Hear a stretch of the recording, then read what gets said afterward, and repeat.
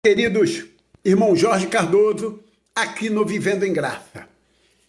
Hoje eu quero falar um pouquinho sobre essa graça, né? Vamos falar um pouquinho? Né? É difícil falar dessa graça, muito difícil.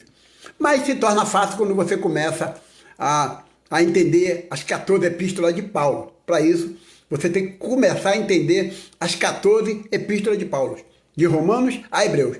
Aí fica bem mais fácil, tá bom? De você entender essa graça revelada a Paulo e é revelada a nós.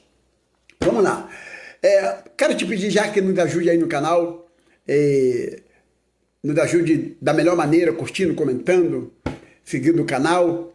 Quero te pedir que tu nos ajude aí também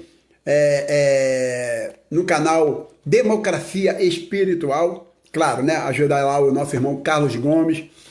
Irmão Carlos Gomes está lá no canal Democracia Espiritual. Vai com a Bíblia aberta, porque o irmão Carlos Gomes, que também está aqui no Vivendo em Graça, né? O irmão Carlos Gomes traz aí mensagens pra gente no canal Vivendo em Graça. E ele tem um canal Democracia Espiritual. Vai com a Bíblia aberta, que você vai ter muito entendimento em relação à escatologia já consumada com o nosso irmão Carlos Gomes. Queridos, bom, como eu falei, Efésios 2:8 é muito lido dentro do sistema religioso. Nós também usamos, claro, né? É uma defesa, tem que saber uma boa interpretação sem pegar textos de contexto, né? Não é um capítulo isolado. Existe texto de contexto para Efésios 2:8, 2:9, enfim. Mas vamos lá. Falar sobre a graça, tranquilo, falamos. Muito bom falar sobre a graça. Agora, quem é que está vivendo em graça? Quem está em graça? Porque o sistema religioso, principalmente o sistema religioso evangélico, claro, né? Eles dizem que, eles falam muito sobre a graça. Mas será que estão vivendo em graça? Né? Estão vivendo em graça, querido.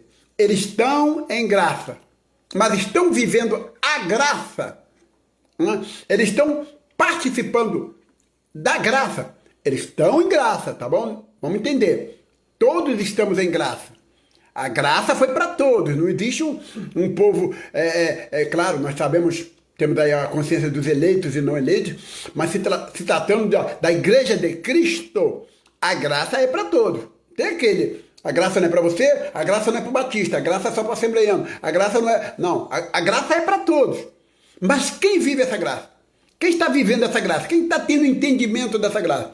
Quem está dentro do sistema religioso está tendo entendimento dessa graça? Claro que não, querido. Claro que não, é um absurdo dizer que está. Você que está aí dentro de uma denominação religiosa, guiado por homem, olha aí, já começa.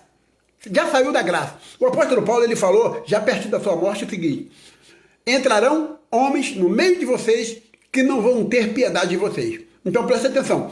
Depois de Constantino, principalmente, essa profecia de Paulo se alastrou. Eu não estou querendo dizer que começou ali, começou bem antes. Já bem antes, eu acredito que já estavam entrando pessoas lá, homens maldosos, no meio do povo de Deus.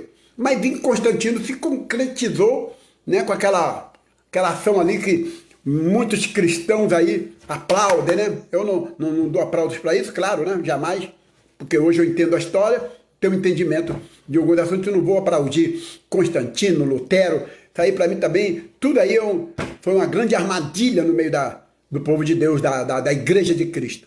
Então vamos lá. Então lá eles dizem muito que estão em graça, mas obedecendo o homem, rudimentos judaicos, muito mal feito, né? Ontem mesmo eu estava falando, né? Pregam o dízimo de Abraão antes da lei, mas a circuncisão que era da lei, ninguém quer fazer. Então, quer dizer, uma mistura de graça com lei, de lei com graça, de antes da cruz, de depois da cruz, de profetada, de adivinhamento, de revelamento, uma bagunça danada, uma rolação de dinheiro. Isso não tem nada a ver com graça, querido. Isso é uma desgraça, não tem nada a ver com a graça revelada a Paulo de Romanos a Hebreus, as 14 epístolas de Paulo. É claro que ali, nas 14 epístolas de Paulo, como estava numa transição, no entendimento da graça, você vai encontrar ali Pedro, de repente, dando uma escorregada, né? Alguns apóstolos, alguns discípulos, até o apóstolo Paulo, até o próprio apóstolo Paulo, né? Por conviver tanto tempo dentro da lei e com aquela pressão ali, ainda estava... Mas no final da sua vidinha lá, ele deixa bem claro lá, tudo lá, e aí, inclusive, né, bem falado aí, Efésios capítulo 8, capítulo 2, né? Então você, quem é que está em graça? Todos estamos em graça. A graça é para todos. Você, meu irmão, que está dentro do sistema, você está em graça. Mas você está vivendo a graça? Você está reinando em vida, baseado nesta graça? Ou você está indo aí por meio das obras? Por meio das obras, você está aí. O que você está entendendo aí daquilo que você lê? Daquilo que você lê, daquilo que você está estudando? Você ainda está aí, debaixo aí, obedecendo, você ainda está pagando? Você ainda está fazendo igual aquele homem que queria comprar as bênçãos lá em Pedro e falou assim, ô rapaz, seja você, seu dinheiro aí maldito aí, porque as coisas de Deus não se compram com dinheiro. Você está comprando, você está pagando, você está tirando. Então, você não está em graça, querido. Você vai me desculpar.